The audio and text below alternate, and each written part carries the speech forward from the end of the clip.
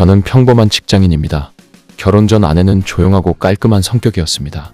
하지만 결혼 후 아내의 결벽증은 예상했던 것보다 훨씬 심각했습니다. 아내는 외출할 때마다 개인 수저를 챙겨 다녔고 식당에서는 물티슈로 닦은 접시가 아니면 음식을 먹지 않았습니다. 밖에서 돌아오면 몇 시간씩 샤워를 하면서 몸을 씻어냈고 저에게도 손을 씻고 소독을 하지 않으면 절대 침대에 눕지 못하게 했습니다. 처음에는 이해하려고 했습니다. 사랑하는 사람이니 존중해야 한다고 생각했습니다.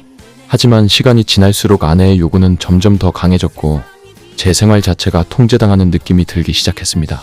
무엇보다도 부부 관계에서도 문제가 있었습니다. 저는 정상적인 부부 생활을 원했지만 아내는 저와의 신체 접촉조차 불편해했습니다. 아내가 너무 거부감을 보이니 저도 점점 예민해졌고 화가 날 때도 많았습니다. 그런데 아내의 결벽증은 저뿐만 아니라 가족들에게까지 영향을 미쳤습니다. 어머니가 집에 오시는 날이면 아내는 극도로 신경질적인 모습을 보였습니다. 어머니가 소파에 앉기라도 하면 아내는 그 자리 전체를 소독제로 닦고 걸레질을 했습니다. 어머니가 손을 씻기 위해 화장실에 들어갔다 나와도 문고리를 알코올 솜으로 닦고 손잡이를 몇 번씩 소독했습니다. 심지어 냉장고 문을 여닫기라도 하면 냉장고 손잡이까지 닦아내고 바닥까지 걸레질을 했습니다. 처음에는 어머니도 요즘 젊은 애들은 깨끗한 걸 좋아한다더라 며 웃어넘겼지만 점점 표정이 굳어졌습니다.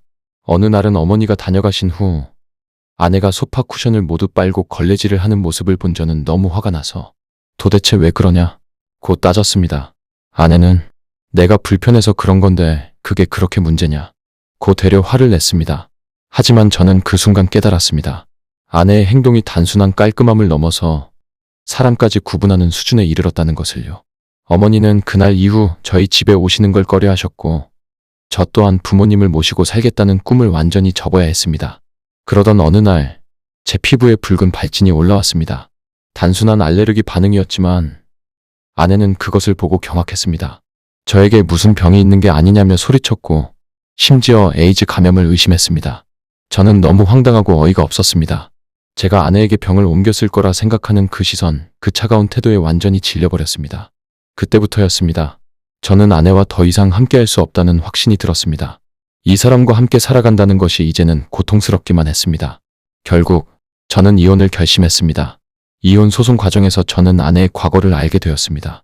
아내는 중학생 때 끔찍한 사건을 겪었고 그 이후로 심각한 결벽증을 앓게 되었다고 했습니다. 저는 그제야 모든 상황이 이해되었지만 이미 제 마음은 떠난 후였습니다. 누군가는 저를 비난할지도 모릅니다. 아내의 아픔을 끝까지 보듬어주지 못한 남편이라고요. 하지만 저는 한 인간으로서 남편이기 전에 저 자신으로서 더 이상 버틸 수 없었습니다. 결국 우리는 각자의 길을 가게 되었습니다. 이 선택이 옳았는지는 아직도 모르겠습니다. 하지만 저는 이제야 제 삶을 되찾은 기분입니다. 구독과 좋아요 부탁드립니다.